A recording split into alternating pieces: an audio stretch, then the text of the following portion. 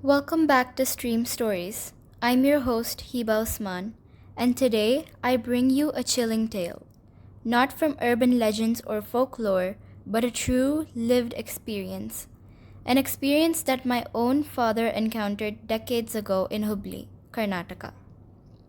This story takes place inside a busy hospital, a place meant for healing, surrounded by sounds of life, yet within its walls, something dark, something unexplainable lingered. This is the story of the haunted hospital room. My dad's mother, meaning my grandmother, needed surgery, so she was admitted to one of the city's main hospitals. The hospital was in a lively area, restaurants, theaters, crowds, and noise. But the moment you stepped inside, it was a completely different world. She was given a brand new room, part of the recently renovated section. Bright lights, polished walls, clean bed sheets. It seemed perfect. My dad, then a teenager in high school, and my aunt stayed with her. On the very first day, something strange happened. From across the hallway, a patient called my dad over. He looked serious. He asked, "Who's admitted here? Why is she in that room?" When my dad explained about my grandmother's surgery, the man's expressions darkened. He said, "Tell your father to change this room. It's not safe. I stayed here once and my illness only got worse." "We begged the hospital to shift us. This room is haunted." That's all he said. My dad back then was young and logical, dismissed it. Hospitals are full of stories, he thought. People say strange things when they're sick. But that was only the beginning. The next evening, doctors finished their checkups and scheduled my grandmother's surgery for the next morning. As night fell, my dad sat beside her, quietly reciting verses from the Holy Quran, something that he did every day. But then suddenly, bang! The door shook violently, as if someone had kicked it hard. Startled, my dad jumped up, opened the door, but no one was there. He ran to the nurses' station and asked them, "Did anyone pass by? Did anyone knock?" The nurses just shook their heads and said that they hadn't seen a soul. My dad returned to the room, unsettled, but again he brushed it off. The next morning, my grandmother's surgery went ahead.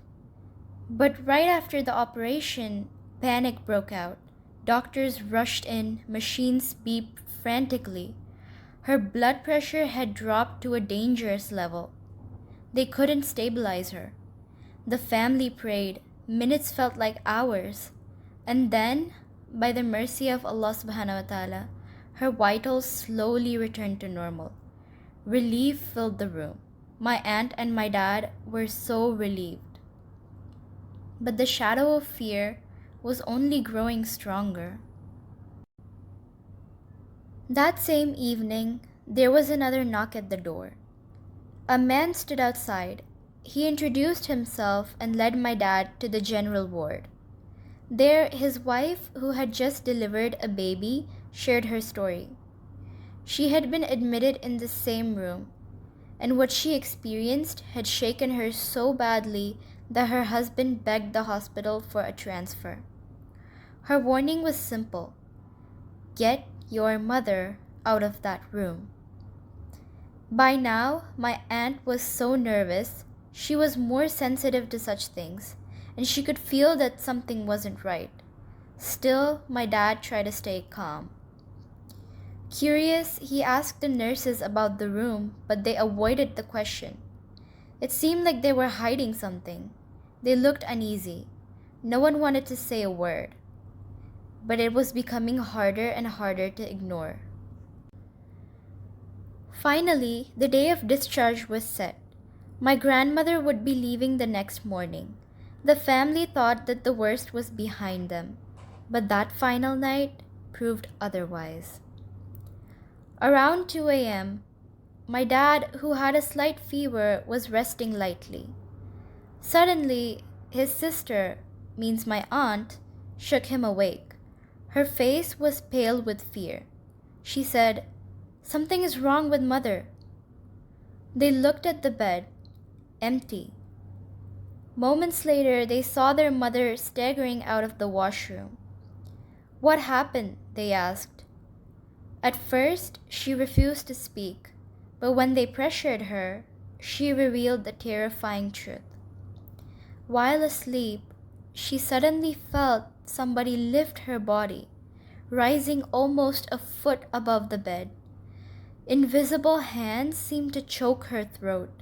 She struggled, gasping powerless against it. But then, her hand brushed against the same Holy Quran that my dad was reading every evening. It was lying by her side. Instantly, as soon as she touched the Quran, she crashed back onto the bed. The choking stopped, the presence vanished. She just sat there, shaken. Her face was pale. None of them slept after that. The next morning, after final checkups, the family prepared to leave. But before walking out, my dad slipped some money to one of the ward boys and he asked quietly, "Tell me honestly, what is wrong with this room?" The man at first hesitated, but then, looking over his shoulders, he whispered the truth. Just before my grandmother was admitted in that room, another woman had stayed in that very room. She was critically ill. Her family shifted her to another hospital which was 50 kilometers away. But she begged to return here, not to the hospital, but to that exact room. Her family agreed. She was brought back. She died. The very same day that she returned, she had passed away in that same room. And the very same evening, my grandmother had been admitted to that room. That was my father's real encounter, one he has never forgotten. Was it coincidence? Was it something darker? Or did that room truly hold on to the soul of the woman who had died within its walls? Hospitals are places of healing, but they are also places where countless lives end. Perhaps some spirits never move on. Thank you for listening to this true spine-chilling stories. If you or someone you know has had haunting or unexplained experiences, please make sure to message us at StreamStories, and don't forget to like, share, and subscribe for more true stories from the shadows. Until next time, stay curious, stay brave. Bye-bye!